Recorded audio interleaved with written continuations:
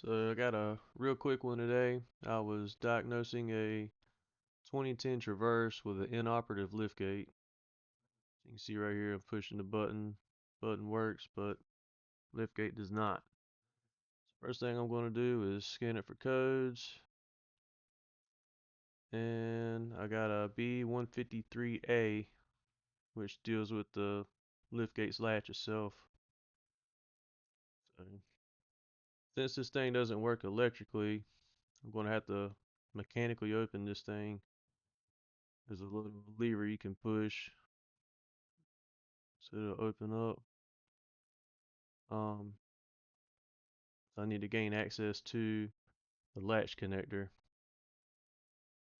And of course, be dealing with some more clips to death that are just as tight as they always are.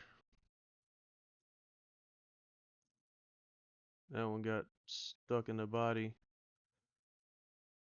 It's where it seems like it just destroys the plastic it's attached to. Figure by now they would have came up with something different, worked a little bit better.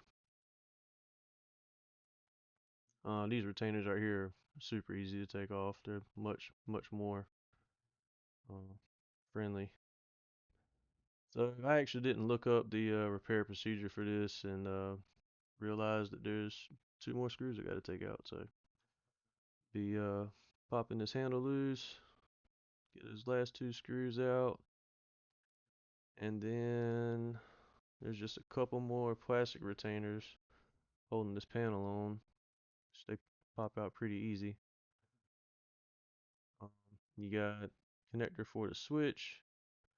It's going to disconnect the lights separately right here. And I realize there's just one main connector I could have done. So first thing I'm gonna do is I'm gonna graph the sector, pawl, and ratchet switch parameters. And here's the connector we'll be working with. These are the terminals we'll be dealing with. So this top one here is ground, and we're just going to jump that straight to one of the switches and look for a change. So see it change from inactive to active. That means that the circuit and the module are working correctly. The same for that switch, that one changed. And same for the last one, it changed as well. So that lets me know all the circuits are working correctly, the module's working correctly, and the issue is internal to the latch itself. So there's the old one out. We'll bolt the new one in. Thankfully, it doesn't have to be adjusted in any way. The bolts will line it up where it needs to be. So I'll bolt that up. Make sure to plug it up. And before I put the panels and everything else back together,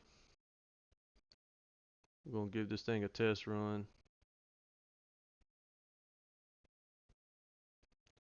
Verify that it's fixed so I ain't got to take the panel back off again.